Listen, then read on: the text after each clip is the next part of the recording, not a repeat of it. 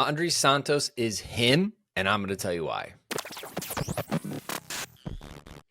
All right, Chelsea fans, I want to get you all hyped and excited for Andrey Santos. If you didn't already listen to the South American pod with Nat and Jess and Nick, go check it out. Link down in the description. But I need to take a moment after he is now officially captained Strasbourg in Ligue 1 as a 20-year-old midfielder on loan. We need to take a look at what Andrey Santos is bringing to the team, bringing to Blueco, and our quest for world domination. Because the way I see it, he is appearing like he will be the perfect fit for Moises Caicedo in Chelsea's midfield as long as we are playing this double pivot in behind the four attackers. So let's look at it right now. Just to set the stage, if you're unfamiliar with one young Andrey Santos, 20 years old, turning 21 this upcoming May, born in Rio de Janeiro in Brazil. He's a midfielder, right-footed, and most enjoyably seen on preseason loans up to this point. So Chelsea signing him way back from Vasco da Gama, then went to Chelsea for $12.5 million, loaned back to Vasco for the rest of the season. Then he came to Chelsea. If you remember, played a little bit at Nottingham Forest, did not go well at all. Recalled him, didn't really play much for the first team. Then went to Strasbourg for the back half of the season. Again, didn't really, maybe played 10, 11 matches or so. And then went there for the entire season again this season. I think most people are upset.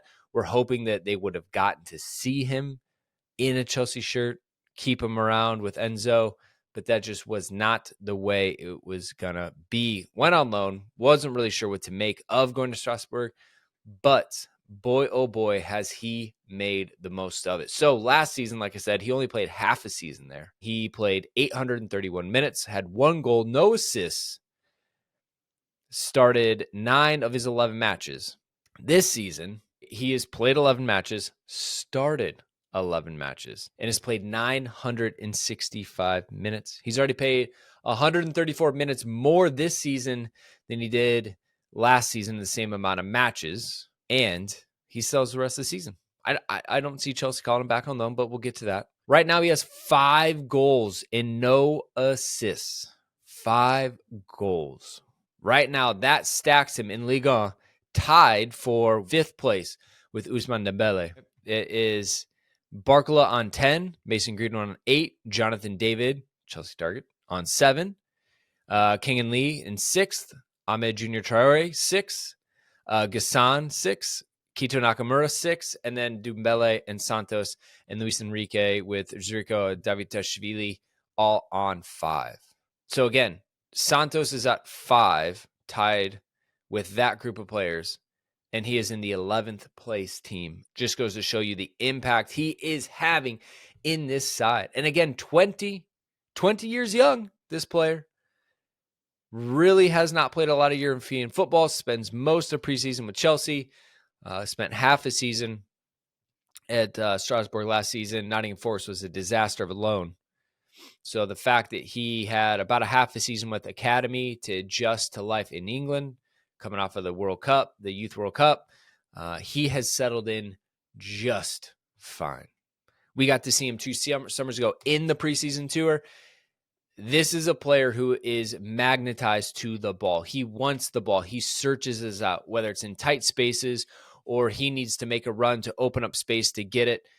This kid is not afraid of being involved in the play and wants to be that guy. There's a sense of confidence with him that you don't see in a lot of players, let alone young players. I absolutely love to see it. The mentality is so good with him, and excited to see him finish out this season strong. So as we look at his position in Strasbourg, they're typically playing a back 4, and then the midfield is either a 4-2-3-1, 4-4-2. They have played a couple back 3s. Either way, he is sitting in that 2-man midfield. Playing a number 8 role makes a lot of sense. Very traditional. All right, so the goals he scored so far this season, scored in the season opener against Rennes, and they won 3-1. Then he scored in the very next match against Lyon, but they lost 4-3. And then he scored against Lille in end of September in the 3-3 draw, and then had 2 goals at the end of October against Na and in their 3-1 win. So overall, his statistics rating is 7.55 with SofaScore. When you compare that to the other players in Ligue 1, he is seventh highest rated player in Ligue 1 this season. I can tell you the first 5 players are all from PSG. Then you've got Mason Greenwood, who's got a ton of goals, and then Andrey. So the fact that he's up there in 7th at 7.55 behind players like Joao Neves, Bradley Barcola, Ousmane Dembele, Achraf Hakimi, I mean, he's that guy. He's middle of the table, playing lights out in Ligue 1, playing every single minute. This is what is most impressive about him right now. So you look at some of the stats again. He is box to box. His heat map, he's everywhere. He is not afraid to go to any part of the pitch. I think it is interesting to note that all 5 of his goals have come from inside the box. He is crashing. You love the Frank Lampard run, right? That delayed run for the midfield. That's him. He's happy to do it. Scores about 1 goal every 3 matches. The biggest thing for him, though, is he's not a massive offensive threat. All right, the 5 goals are a huge bonus for his game, but where he is absolutely elite, whether you look at FBref, McLaughlin app, and SofaScore, is his defensive abilities, right? This is where he really, really shines. Ball recoveries per match, 6.4. Clearances per match, 1.3. Tackles per game, 4. Interceptions, 1. He has won 70% of his ground duels. He's won 72% of his aerial duels. And he's like 5'10", 5'11". Kind of tall for soccer, but he's not massive by any means. His total duels across all of them are 71%. So he's not committing a lot of fouls, only 2 cautions. He is very, very tidy. Again, to have this much discipline and accuracy as a young player is just wild. And that's what I think is so impressive to see. Again, captaining a Ligue 1 side as a lone player at the age of 20. That is massively impressive. And I think it's just something we need to talk about. So in terms of Chelsea's midfield partnership, it's him. It's him and Moy. I love Lavia, love Enzo. It's him. But I don't think he should come back in January. The season that he is having at Strasbourg, the confidence that he is gaining, the minutes that he's getting, I don't think he would get at Chelsea. I still think he would come back and be rotational, and that would be a waste of him. You stick it out in Ligue 1, continue to have the season of your career, continue to gain an immense amount of confidence, playing at a very high level in Europe, come back to Chelsea next season, and it is him. So then Chelsea can use the rest of this season to test out Romeo, to test out Vega, to test out Dewsbury Hall, to test out Cassidy, whoever they want to, and get it figured out. So come next season, there's no question. You know exactly who's going to be backing up Andrey, because it's got to be him and Moy. They got probably a little South American connection that way. You're starting to pave the way for the other 2 young up-and-coming South American players that we have in Kendry Paez and Estevao.